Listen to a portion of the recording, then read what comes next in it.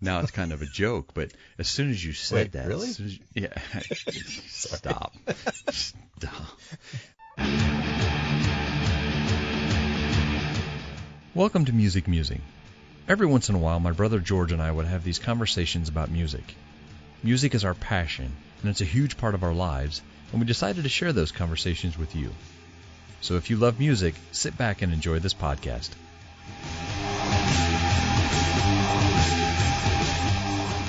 Welcome back to Musing. Got my brother on the line. How we doing? Good. Today we're going to go, as they say, off the cuff. Into the realm of the unknown. Yeah, something like that. A lot of times we have discussions and sometimes they go completely left field from where they start. So, might happen today. Because we discussed this before, and we thought today was going to be what we called pet peeves, where we kind of talk about things in music or rock music that, I don't know, or that pick at us and annoy us and bother us. All of the above, none of the above. And we talked just before we signed in, and we didn't want to make it, song bashing. We didn't want to pick songs that we didn't like. It wasn't something like that. It's way too easy. Yeah, may turn into that, but who knows? I'm sure we could, I'm sure Dancing in the Streets is going to come up at some point in time where we can talk about that. But no, I think we mentioned that in the collaborations last time, I think. Yeah, and probably harshly as well at the same time. Possibly. But I think what started the whole thing is I've had this issue with songs, and again, this is totally pet peeve. This is just us saying, what digs at the back of your brain and says, it doesn't work for me. So for me, it's songs where the singer matches the guitar melody. And we were racking our brains also before we started on songs that fit that bill. And, the most obvious one for me is Happy Birthday, because I don't like singing Happy Birthday anyways, but there's a reason, because the melody matches the piano melody. And, I was also trying to rack my brain to think of songs that fit that bill, because most of the time if that song comes on, it's kind of like last week for different reasons. I'll turn it off.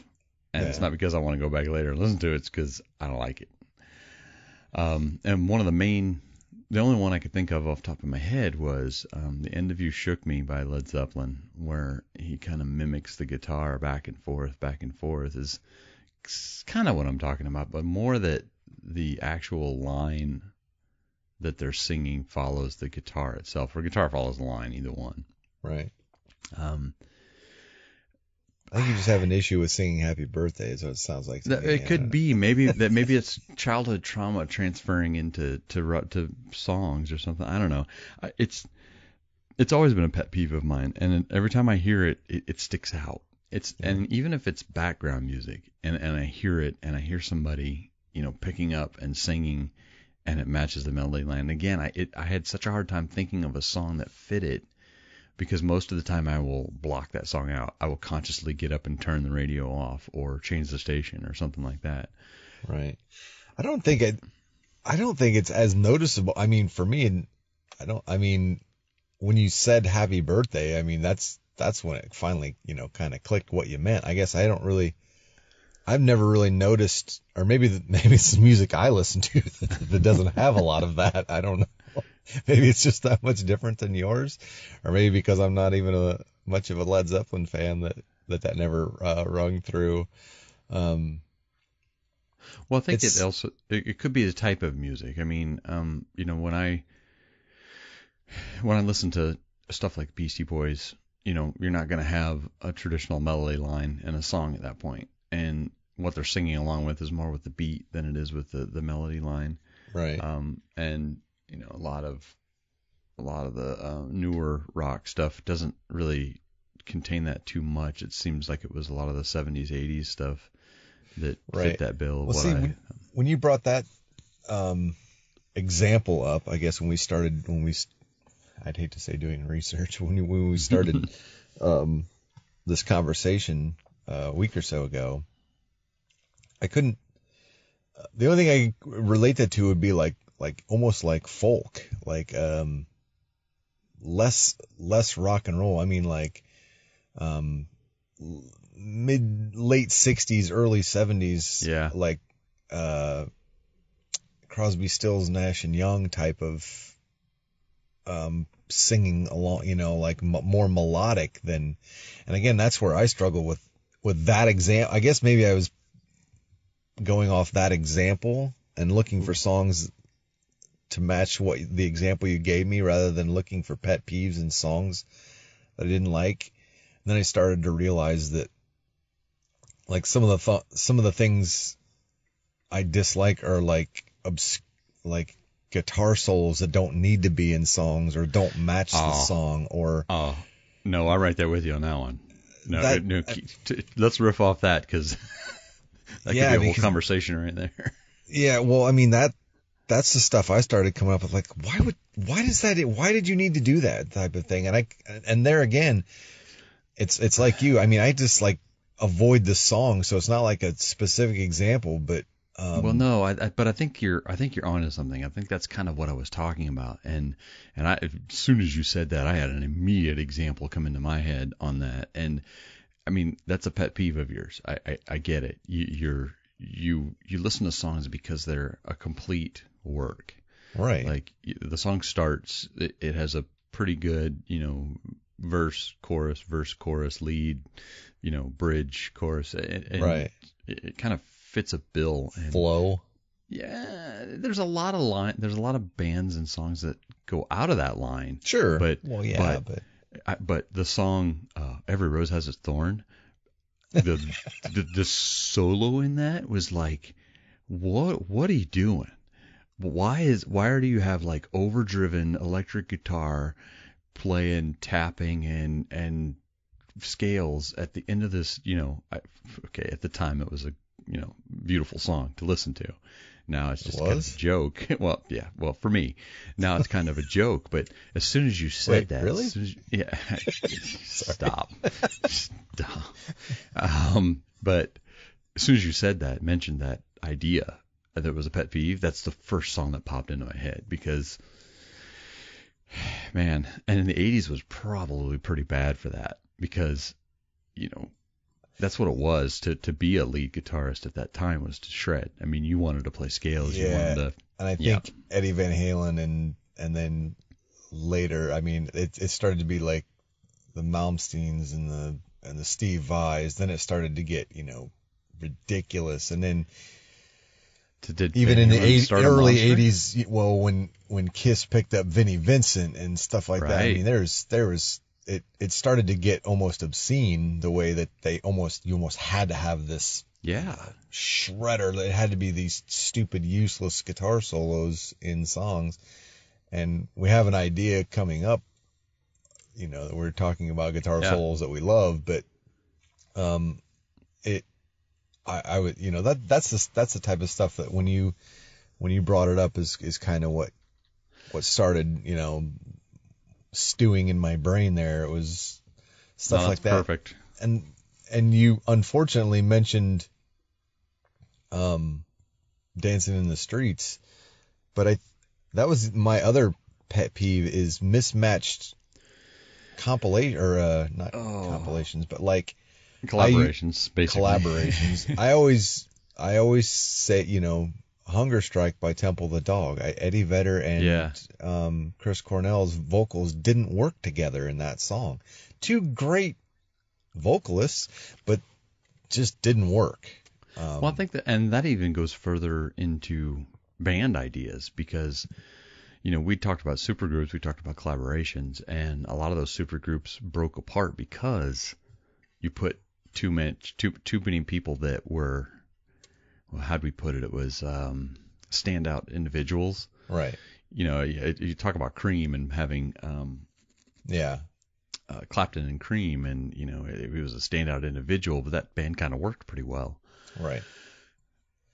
Maybe that leads into it. Maybe that when you force a guitar player into a spot where, it's the hot thing to do. Thanks, Eddie. Maybe you did start, create a monster. Now you've got songs that are breaking in the middle of a really great song to put a solo in that doesn't even, it doesn't even come close to fitting what the whole song idea is. And did you just make a CC DeVille reference against Eddie Van Halen? Really though? I mean, I just tied those together for you, but you laid the strings out. You know what I mean? For lack of a better pun. No, really, it's weird because they weren't that far apart in time frame. No. We always talk about the catalyst that moved things out of hair metal that Guns N' Roses kind of pushed it, and then Nirvana was just like shattered the whole hair metal idea. Right. But, getting them into that, what kind of morphed that into that? And, guitar players like Eddie Van Halen and that reference, they were in flux, but I mean, again, I'll use Kiss and Vinnie Vincent at I think it was 83, whatever, it was like Hot in the Shade, I think, somewhere in there. And I actually saw them on tour, I think, with that. No, that was like 87. I think Hot in the Shade. Lick It Up. Was Lick Vinnie It Up, Vincent. yep. Yeah. I think that was, whatever their differences were. And Ace Frehley was obviously a great guitar player, but I think that 80s, like, oh, we're doing away with the makeup. We're gonna get this shredder guitar player and do, these weird guitar solos and make just not really great music there weren't a lot of bands that came out of that era that transitioned well.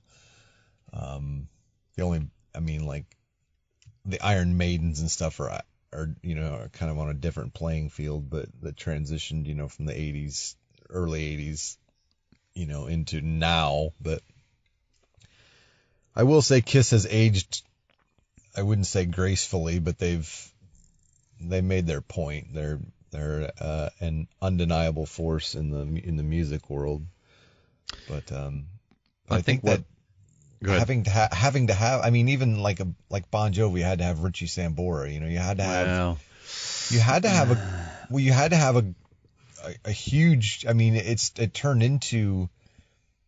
And like you said, between Bon Jovi and Richie Sambora, I mean, that turned into it. I mean, the Van Halen saga, pick a singer that's worked with Eddie that's, Yeah. Well, but I think Bon Jovi had the wherewithal to turn the volume down on Sambora. Not saying that, he was forcing him to not play the way he wanted to play, but right.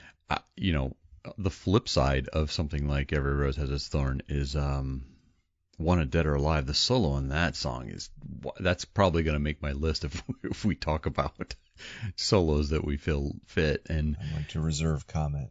Yeah, well, I think that's you're mentioning it as a pet peeve as issues where it stands out, but I think that's kind of my pet peeve too, is where I feel I needed one.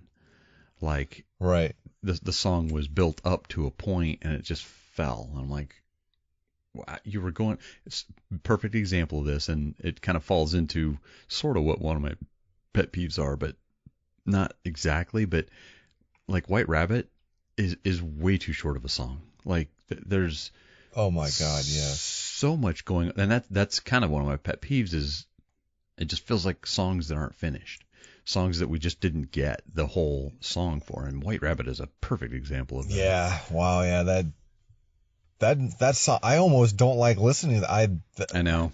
Her vocals in that song give me goosebumps. Yeah. And the latest, words. Oh, yeah. Yeah.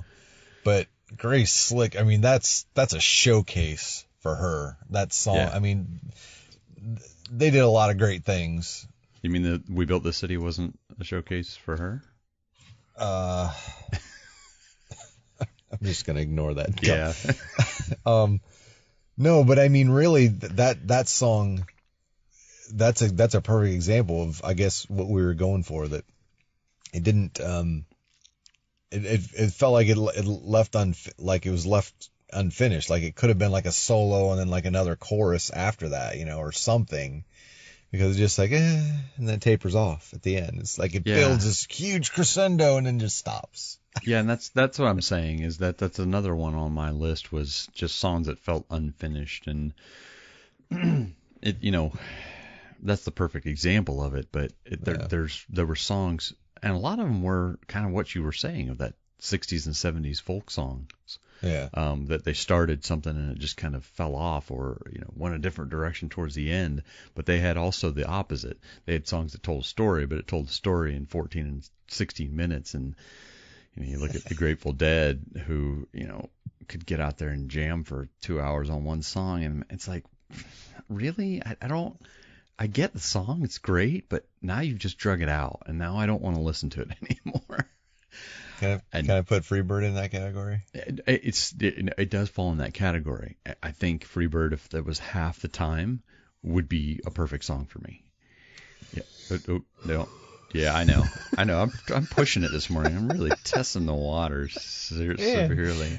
I'm trying not to bash. We set out not to bash music. And, well, but I think again, it's the idea. It's the idea that if you've, I guess maybe my pet peeve is that I like well-rounded songs. I like songs that, I keep going back to, is it Wasting Time or Default Waste Time or Wasted Time? Wasting My Time, yeah. Yeah, that song for me, it's such an unknown song. It's not a really big song. It occasionally gets played on the radio, but it's the perfect song for me. It's a great build-up to a great, amazing short solo, and the song ends well, and it's the perfect little fit for me. And there's so many songs on the radio that I listen to and go, what are you doing? You got this perfect spot to come in with a really great, return to the chorus where you could just blow the song out of the water. And I don't know. I think,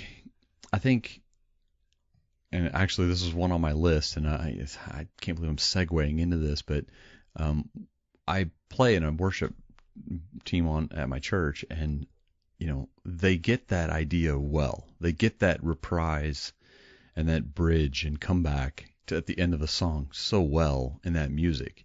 Unfortunately, that's the pet peeve part about it is that there's not a mainstream band that plays Christian music or rock music that's based off church ideals, and but we get Creed, which I love, but I think it made it worse. But I think that's one of the things, kind of leading into the full song idea, is a lot of songs miss that comeback, that reprise, or that, we got this great idea, let's play a solo, and then let's just play a chorus and end it, instead of just bringing it back.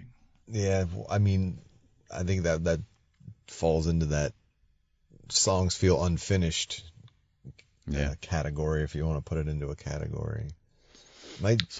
Kind of off that was I have a pet peeve with like radio that edits songs accordingly to fit their commercial breaks and so on and so forth. Like they'll play "Let's Go Crazy" by Prince on the radio, and I guess you could classify that as pop rock, sort of. My teeth are cringing already. I know, but they cut that shredding guitar solo off the end of it, or the beginning, or the intro. Yeah, exactly. The talking intro. The rock stations, they cut down Metallica's One, because it's almost 8 minutes long, and they've cut that down. They'll cut. I mean, and I think censorship maybe is what I'm leading towards. Like, well, they'll play songs on the radio and then blur out a curse word or something that's politically incorrect or whatever. In Dire Straits, Money for Nothing, they cut out an entire verse because it's politically incorrect. Yeah. If you don't know what I'm talking about, listen to the unedited or the album version. Right? Because I mean, it's a whole. I mean, yes, it's derogatory, but that affects the whole song and what he's talking about. And he was passionate about that in the mid 80s when that song came out, about, you know, the hair metal bands, talking about the earrings and the makeup. Yeah, that's his own hair, that if you listen to that, I mean, when the radio censors songs to play songs that pick a different song. That's my biggest pet peeve, is if you're not going to play the song the way the artist wrote it or the way the artist intended it to be heard, don't play it on the radio. Yeah, and I understand certain words aren't allowed, period. The FCC doesn't right, but don't allow play them, that but song. You're right. Pick a different song. Exactly. If that's the single that was released and it was popular and it was huge and 10 years, 5 minutes later, it doesn't fit your political correctness agenda, or however you want to word that, then don't play the song anymore.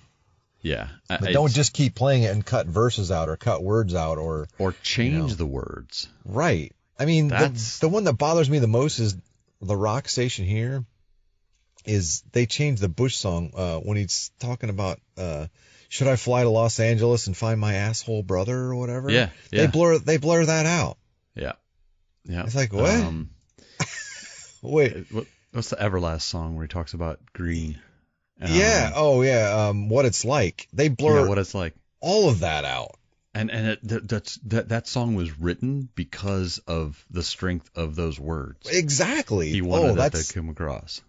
Now I'm boiling because we found the nerve. Right. Yeah, exactly. It's we built this city and songs that have words edited. Oh, edited into it. Yeah. Cause Q105, I still listen to, they still play that song and I still listen for it. That's a good pet peeve though, because when I hear it the other way, it's like, oh, they didn't put, City by the Bay.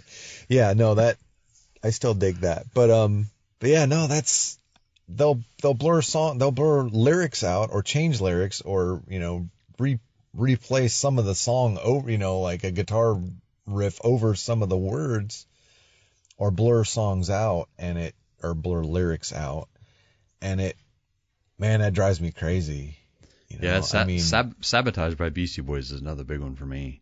That's a thorn in my side, right? Yeah.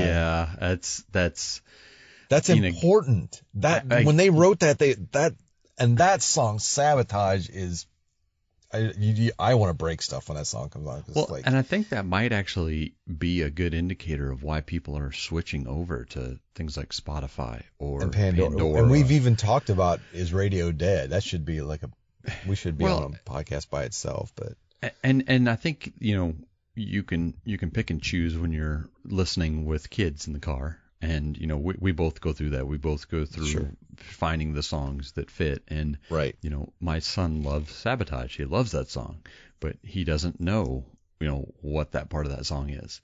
Because when I play it on Pandora or Spotify, it's in my headphones or it's in my room where I can hear it and he can't. And, at some point in time, he'll get it. But, yeah, it's you've edited the feel and the what even they wanted. Pandora that song has yeah, they do parental controls where it'll play the edited versions of songs, and it's like that should be illegal.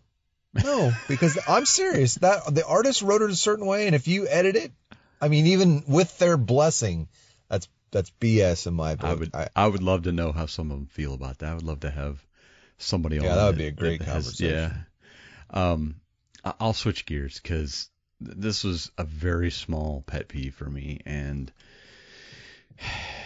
it's only going to fit with people probably our age that care about this kind of stuff and listen to music, which if you listen to our podcast, it's probably our demographic, unfortunately. So MTV did a whole series of Unplugged in the late 80s, early 90s. Was it in the late 80s or did it actually start in the 90s? I think they're still doing them. Well, regardless, that whole idea of an acoustic quote unquote set bothers me because they're plugged in. I don't mind them being plugged in, but I mind them adding, effects to their guitars. Now, I'm going to put a caveat on this, so let me finish the statement first, and then I'll tell you. Proceed. What was right and what was wrong. When you get musicians in there that that want to play the song as close to the original as was written, upbeat rock, and I know you're gonna hate me for this one, but Alice in Chains' version of their Unplugged was, I hated it. I just despised their MTV Unplugged because it was so much like they were just trying to take an instrument and turn it into what they normally play and play the song exactly the way it was on the albums. Yeah. No, Nutshell is the only thing that even fit in that. Yeah, it's not too bad. But Nirvana did it right. Even though, this is the caveat, he actually had some effects on his acoustic guitar.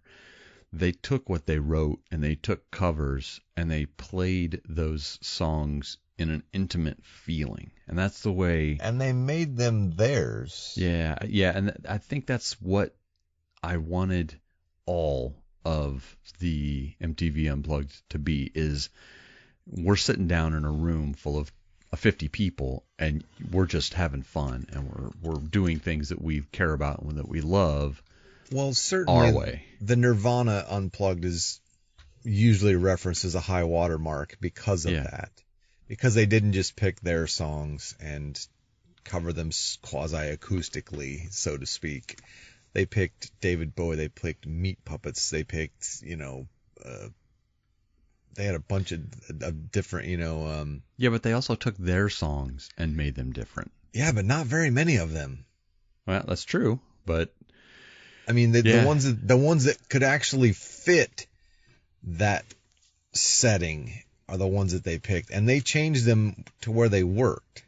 Yeah, that's exactly what I meant. Is one of the pet peeves I had with that whole entire genre of music, of taking, an idea of a band and tuning it down. Yeah. Even 5-man acoustical jam, it was a letdown for me. Yeah.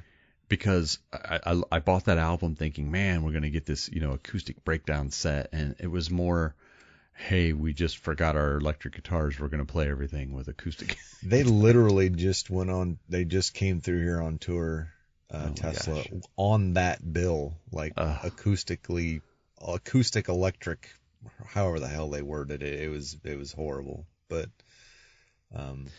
yeah.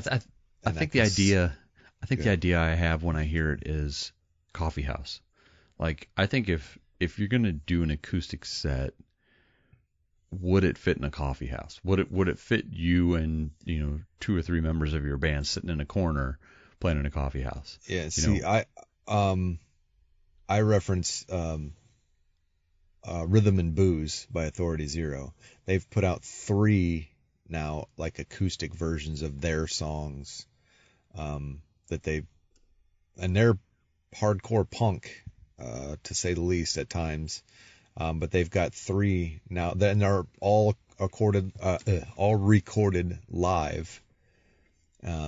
But some of their acoustic versions are 10 times as amazing as the full on punk version, because they slow them down and they work together. And go online and check the video. They do like in studio stuff of acoustic sets of their stuff, and I saw them in concert once where the drum kit actually broke. The kick pedal or something broke on the drummer's drum kit, and they switched and went to acoustic. And the drummer came while the roadies were working on his drum kit. He like played maracas just like for rhythm, and they switched to acoustic on the fly. And that's the type of stuff that I like to see bands be capable of. Yeah. Not like where you said like Alice in Chains showed up and, hey, let's plug these acoustic guitars in and break strings on them because we're, speed picking and tapping and everything else. Yeah. It just doesn't work. I do appreciate even a metal band that can break it down to acoustic. And I'm going to say this, if anybody brings up Nothing Else Matters, I'll throat punch somebody. That being said, when bands break that down, that's an anti-pet peeve. I think it shows the level of talent. Yeah, I agree. Bands, singers, songwriters, musicians have when they can slow it down, and if it's done right, I think it's it's super cool. But I agree with you on Alice in Chains. There was a lot of those. Even the Quote Pearl Jam unquote one wasn't very good. unplugged. Yeah, again, it loses an intimate feel, and they all want to be. I think that ego plays into. They want to be a little bit different, or they're all trying to hit that Nirvana watermark, and I don't think. I think most of them failed. Well, I think it circles around back to what we were talking about with the lead guitars, and it was the hot thing to do. It was a good thing to put a shredder in your band because you needed that shredding solo, and Right. What we got out of that was, G3. We got musicians that realized that, hey, there's people out there that just want to listen to this. That's what they want to hear. So maybe we got things like Mumford and Son out of Unplugged, or Sure. those sounds where they're just kind of acoustic and a piano, playing some music and putting it together like that. And maybe that's what we got out of it. Maybe it was a good thing in the end, anyways. Right. No, I mean, there's some. Again, we look at, we have blinders on. I mean, let's be honest, you and I we do. especially, because we appreciate a lot of music, but we don't get too far out of our comfort zone. We think, we stand on top of the box and think. We don't necessarily think outside the box 100% of the time. We're open to new ideas and concepts in music 100%, but we very rarely get full doses, because, and when we do, we take it in and embrace it, and we either like it or we don't. Right. And when bands like, you just used Mumford and Sons, when bands like that come out, I think watching because their new album is trash. The latest thing I've heard from Mumford and Sons is garbage, because it's got drums, and now it's polished, it's production. When certain bands come out, they're raw, they're I use the Black Keys. I love the Black Keys, as that's my, like, if I'm out by a campfire or something, I got the Black Keys is just mellowed and early stuff.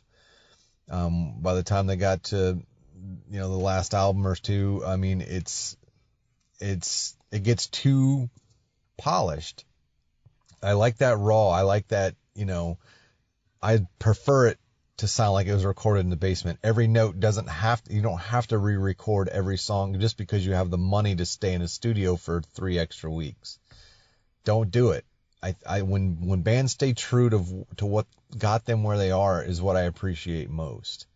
And that's a pet peeve there, that the later or the more albums bands get into, they seem to be overproduced, over polished, over thought.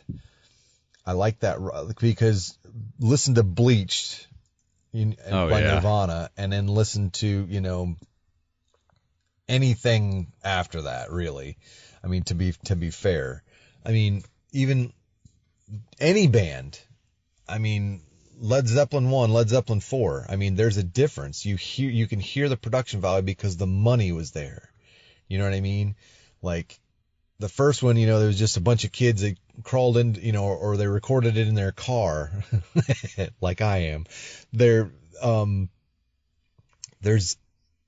And when they get the money, when they get popular, when they get famous, and they can, and there's producers, and there's record labels, and there's commercial sales, I think that takes away from the rawness of it. And that's what Metallica did it for,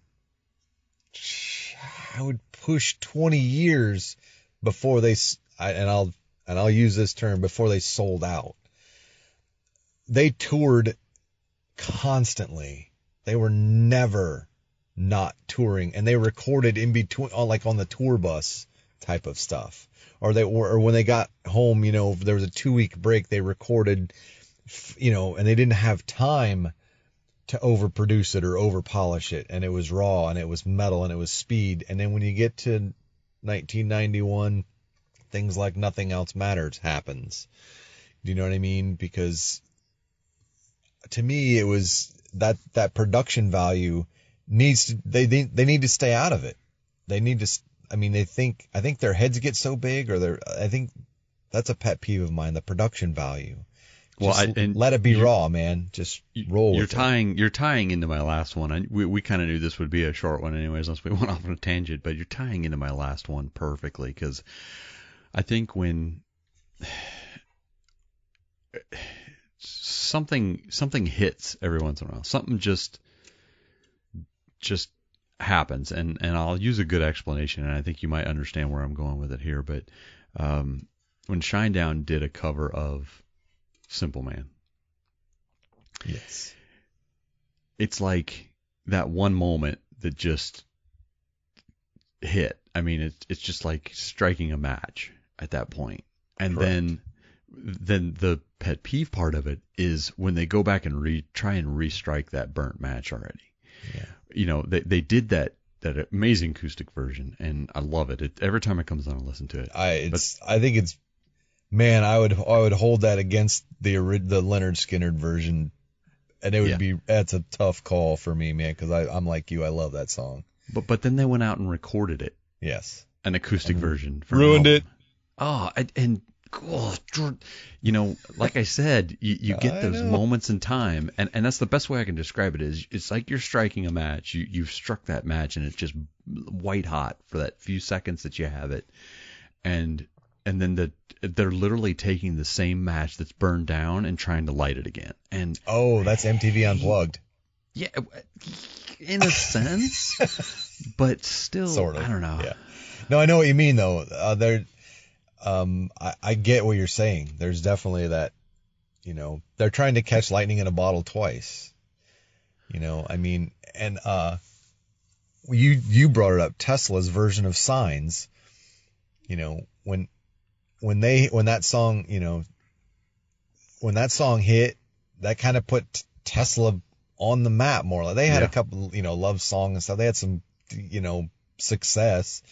But when that 5-man acoustical jam came out, it wasn't even their song that made them white hot. It was a cover of a 60s, you know, anti-hippie song or whatever it was. I mean, there's a level of that, and then, like you said, they recorded it and they went on tour with it. And it's like, bro, step back, man. It's good, but you know, you gotta, I call it beating a dead horse. You call it, you know, lighting a struck match. Beating a dead horse. Pick a cliche, because I agree completely with that deal. There's not a level of necessity. Just and that, like you said, it tied in perfectly. You don't have to re-record things. You don't have to. Just let it be, man. If it's recorded as is, just let it go. I mean, that acoustic version of Simple Man was captured.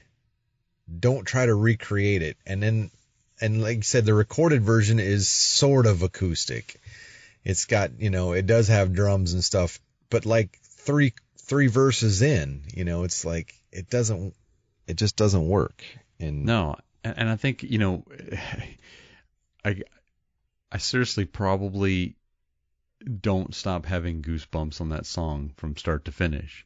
Yeah. And when I saw that they were actually going to record it and, you know, professionally and put it on something, I'm like, man, I just can't wait for this. And then I got it. I'm like, why? Just let the other one be there. Let it be what you got. Right.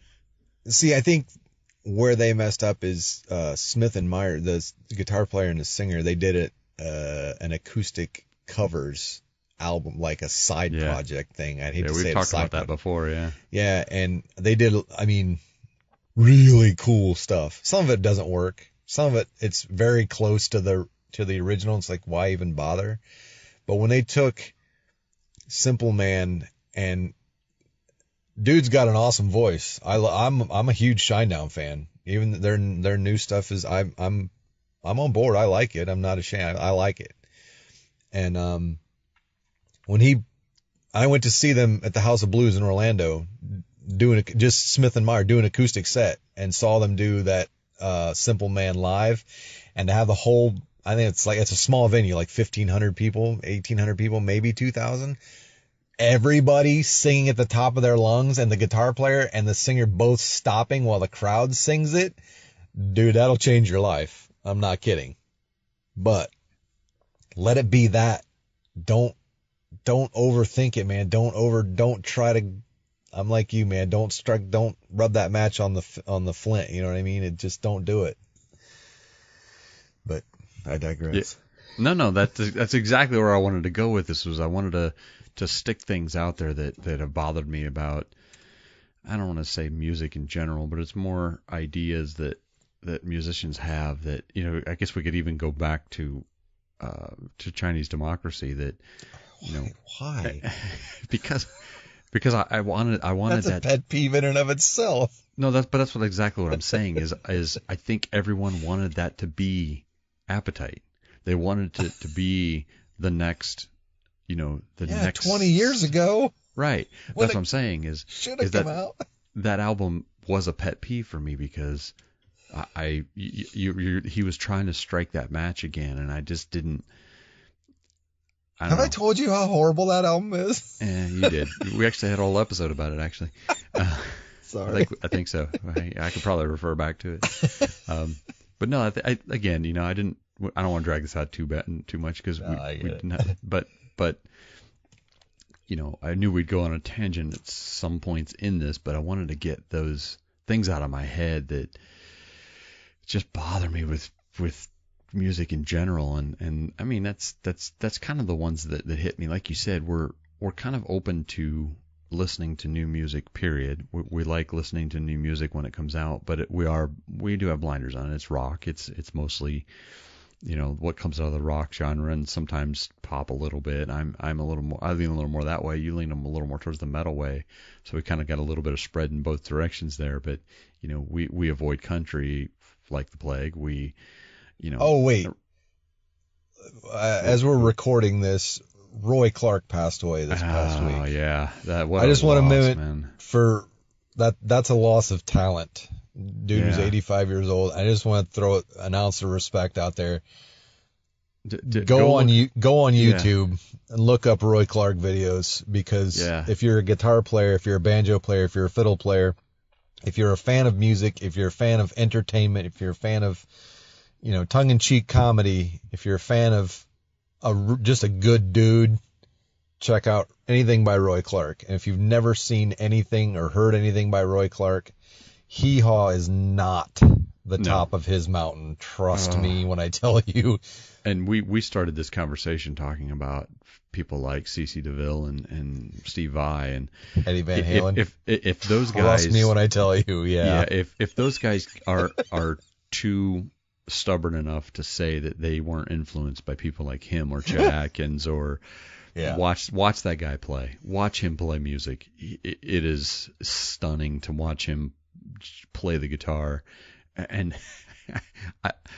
watch his facial expressions while he's playing. My man knows where he's at. Yeah, no, I don't. Again, I don't get it too far into that. Just wanted to show some respect for. I agree. We've mentioned in past when Tom Petty died, and today was the 1 year or yesterday was 1 year anniversary of Malcolm Young passing. Also, as I know. Recording this too, which is sad. I think we actually talked about that when it happened as well, but we did. He was an amazing, and a lot of the stuff he did was on acoustic guitar. Yeah. There's a scene with him with the original Odd Couple TV show that plays a song. I showed that to a couple buddies this week. The day when he passed away, and they're like, yeah. I mean, their literally eyes were bugged out and mouths hanging open. Like, I had no idea. And I'm like, well, that's literally, again, just showing some love. I mean, never a huge country fan. Hee Haw was on in the background when we were kids growing up. Yeah. And there's some, some inappropriate humor, and that show wouldn't make it 10 seconds on the air in this day of political correctness. But Roy Clark, rest in peace. Your talent will be sorely missed, because like Craig said, if there was a guitar player on the planet that didn't acknowledge that or didn't even know who Roy Clark was, you missed an influence. A big influence, yeah. Because talent, I mean, that guy dripped talent, and he was a consummate entertainer and just a funny, smart, and a dude played like 10 instruments. But I mean, there's a black and white video that you guys should check out of him. He switches from acoustic guitar to banjo to fiddle, and like never misses a beat with the backing band and stuff. And there's even a guy handing him instruments, just like poking him in the face with sticks and stuff. And I'm not kidding. And he never misses a beat. So it's pretty impressive stuff. So Godspeed, Roy. Good way to clean it up, man. Like I said, I knew this was going to be a good open conversation where we kind of went on tangents, and that was a great tie up to it. So we'll cut this one short and call it a night, and we'll probably talk to you in the next couple of weeks and have something, maybe another guest on in the next couple of weeks. Yeah, hopefully. Cool. Well, thanks, brother. I'll talk to you later. All right, man. We'll see you. Yep, see you.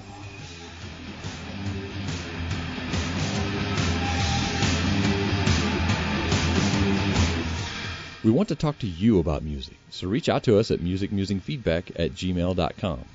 You can also find us on most social media sites by searching Music Musing or George or Craig Seibert, Sybert. And you can also find us on Twitter as musicmusing_ as well. Thank you for listening to this Music Musing podcast.